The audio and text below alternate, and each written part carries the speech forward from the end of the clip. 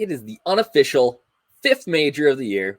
Minnesota, baby. 3M Open. I got all you need to know about the course, the field, and how I'm building lineups this week, given that the field is not as strong as we're normally used to. So listen up for all that and more.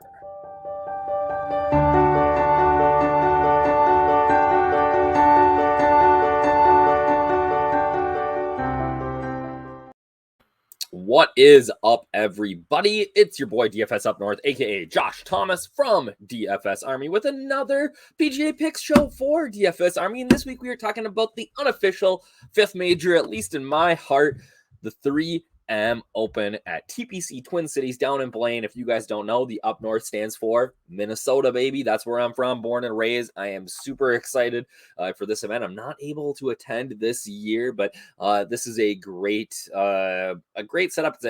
Here's the deal. Let me get on my soapbox here and rant a little. There's all this drama between the LIV and PGA Tour, and a lot of people are spending a lot of emotional energy on it. I am beyond that at this point. Here's, make money, whatever. I don't really care. Guys want to go over there and play, great, go. You want to play on the PGA Tour? Awesome. Appreciate it. And the reason that I appreciate it is because of events like this. All right, the 3M Open, the John Deere Classic, next week's Rocket Mortgage. These events get shit on a lot by golf media, DFS personalities, Twitter users, whatever. And that's fine, right? You can talk about how crappy the field is, and it is. It's not great. The field this week sucks. All right. Next week at the Rocket Mortgage doesn't look that bad, but that's a story for next week. But what these events do for the communities, and specifically the charities, is so big. And we talk about the JDC is raising almost $20 million a year for local charities. This event for boys and girls clubs and stuff in the Twin Cities and things like that at the 3M Open here is going to these events keep these places doors open, and that's a huge thing. So I'm probably losing listeners here, viewers, by getting on my soapbox. But if we go to some sort of combined tour between the LIV and PGA at some point, which I don't really think ends up happening anyways, but we lose events like this. And these events are so massive for these communities. So what do you do when your budget loses $1 million, right? How do you fill the gaps? Who gets lost in the shuffle? Whether it's First Tee, Boys and Girls Clubs, the Shriners, things like that, St. Jude, right? Where does that money come from?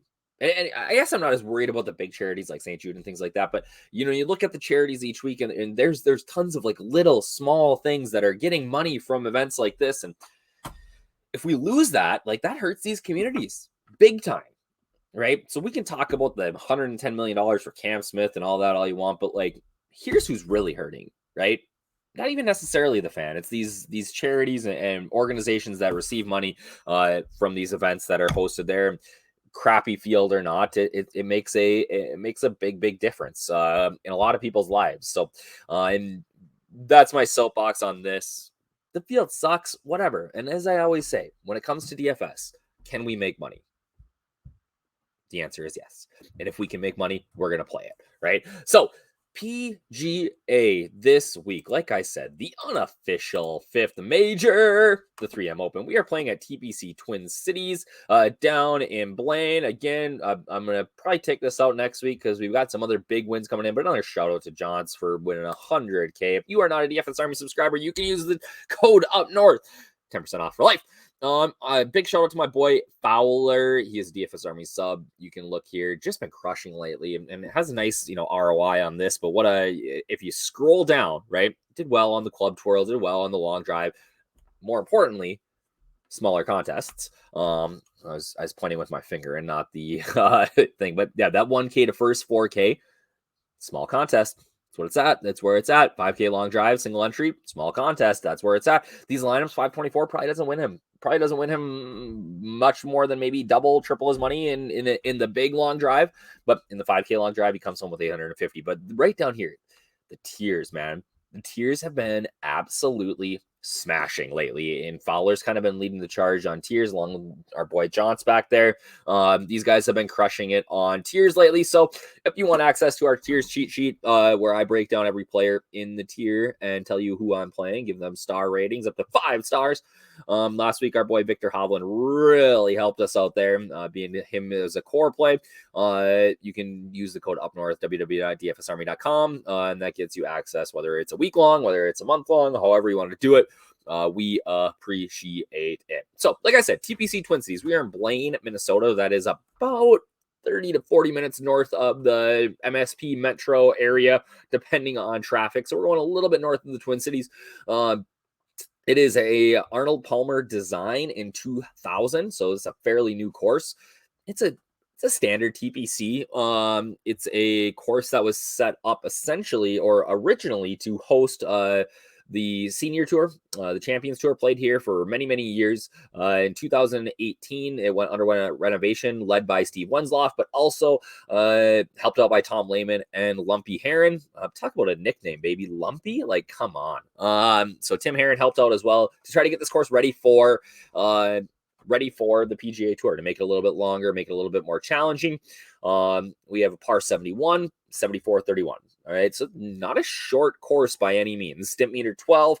We've actually seen this course sort of get some teeth over since the beginning. They've adjusted the course setup every single year.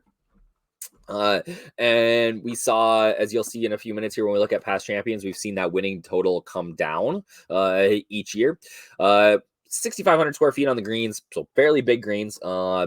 Sand bunker 72. The big thing here is the water hazards 27.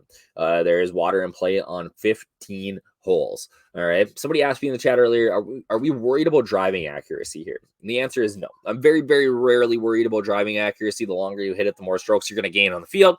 But the water doesn't necessarily come into play off the tee a ton, but it will on your approach shot. So like 18, for example, you can see here Matthew Wolff, when he won on 18, he dropped a putt from the fringe.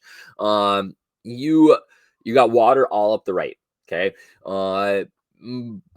Any pro that hits it in the water really lost one, right? It's safe play. I think that year Wyndham Clark hit it so far freaking left because he was worried about hitting it in the water there that he had actually like 250 yards to the green on what should be like a 175-yard shot.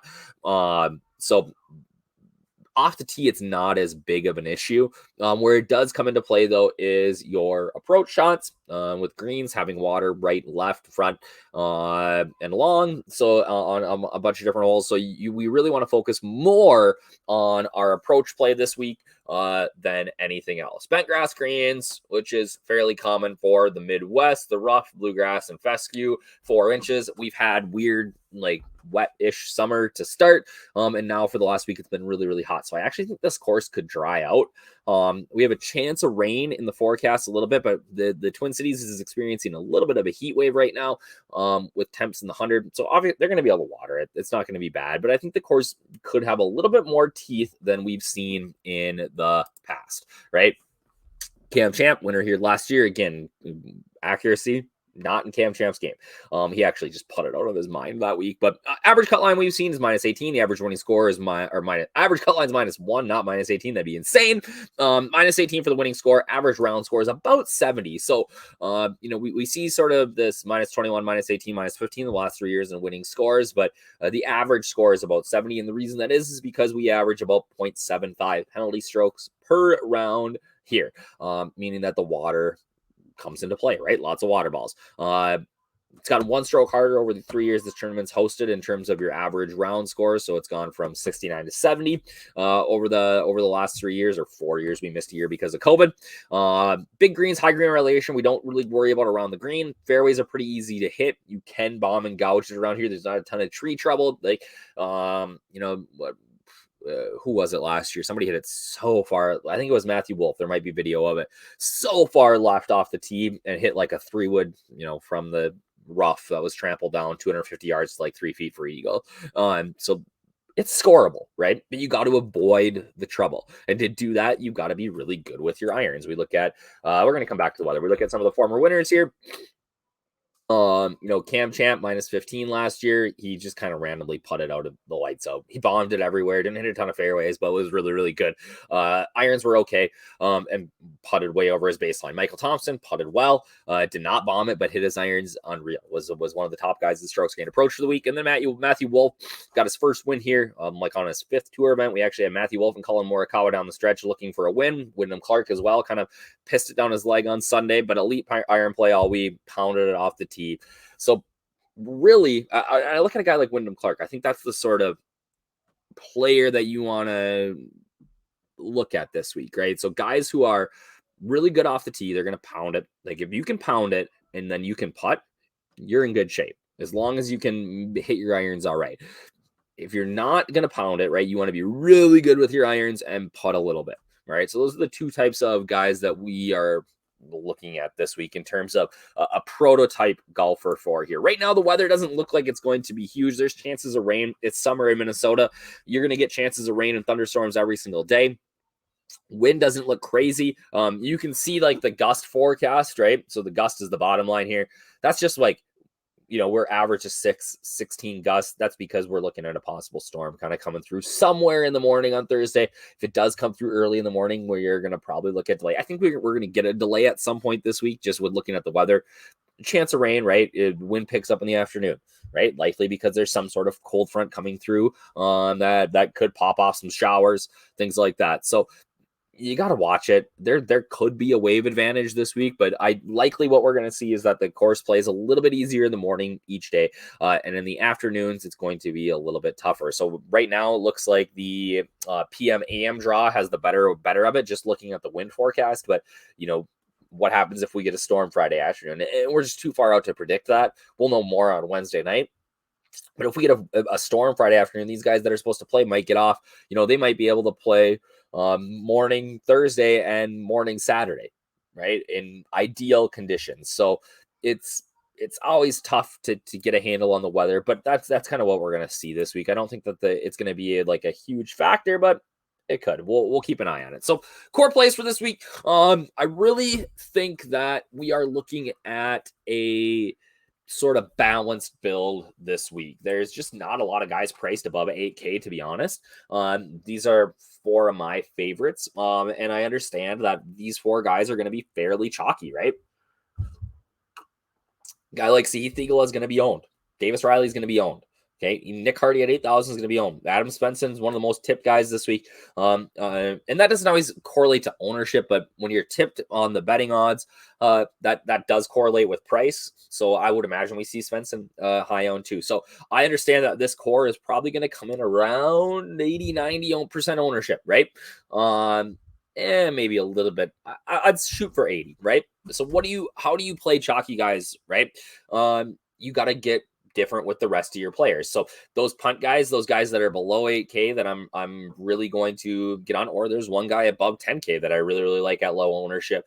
That's how you differentiate your lineup. All right. And I am more apt to play chalk in a weak field event because there's just not as many good players. The variance in a weak field event goes way up. I get that there's leverage to fade some of these guys, but we got to go with what we know, right? And what we know is that I really all 4 of these guys are going to be really good plays. So I can differentiate elsewhere and maybe fade one piece of chalk somewhere out there and hopefully be in good shape for the weeks. But this is a week that I really like a 3 max entry where I'm just kind of hammering the chalk and then I'm rotating in a couple of different guys that are going to be sub 10% owned. Right? Just to differentiate my lineups a little bit. This is a week that you should be able to almost nail the chalk cash lineup too with all 6 guys. So, but again, do you want to know who my punt guys are? Do you want to know who those cash guys are that I'm playing or what that cash lineup is going to look like? You got to subscribe. Up North, 10% off VIP membership. Try it for a week. You don't like it after a week? Whatever. No, you can go to Osmo or whatever he changed his stupid name to Stochastic or something like that, or Run Pier or somebody else. Try somebody else. Our strategy is not always for everybody. I think that we do some of the best work in the industry, and it's obviously shown by our number of subscribers, the number of winners that we have every single week. But yeah, that's give us a try this week and see if you like it. So Thigala, right? He's just knocking on the door. He's knocking on the door. He needs to do a little bit better job of course management, obviously, to be successful. But I think that his performance at the Open Championship last week in a very different set of golf is really going to boost that confidence, right? Iron play was good last week, was solid off the tee. Doesn't have to worry about around the green, which is not something that's great for him. He's a really good long iron player, which we're going to have more approaches from 150 out this week than 150 below. So I really like Thigala this week at 9,800, and he's a little bit priced below that top tier guys. Davis Riley, another guy knocking on the door, super cheap, going to be chalky, don't care. Davis Riley is going to win on tour, and it's going to be soon. All right. He's just got the overall entire package. My one concern with Riley is his long iron play is not as good as his wedge play, but I think he's going to be fine this week. Nick Hardy at 8,000 is way too cheap. Way too cheap for a Midwest kid. Playing at TPC Twin Cities, been really good. Was good at the Kuda last week. Iron, like he's got the whole package. This is a kid who's going to be around for a long time. He's going to be on the PGA tour for 10 plus years, and he's going to win at some point, right? And then Adam Svensson, like I said, another guy who's just been outstanding lately. I think Thigala 8 cuts in a row, Davis Riley 8 cuts in a row, Hardy 6, and Svensson maybe 8 in a row. So very consistent recently. Whether it's on the weak field events, whether it's in the good events, they've all been really good. Svensson's an elite iron player. He just needs his putter to go. And one thing that Svensson's got going for him here is he's got a 15th here a couple of years ago, but ton of success in Florida, in that Florida swing. And I really think that weirdly, despite geographically those sort of set up well, right? Like the Valspar at the Copperhead course with lots of water, lots of trouble off the tee, or lots of trouble just anywhere on the course around the greens. And we've seen Svensson have a ton of success there, not only as a professional, but as a collegiate athlete as well. So I really like Svensson this week. I think that he is going to be in the mix for another top 10. So it was a core play for me last week at the Barbasol. Didn't play the Cuda. That was like the JD. That was a couple weeks ago. But yeah, really think that Svensson's a great play this week. So that's my core, right? So I'm going to get different somewhere else. What does that look like?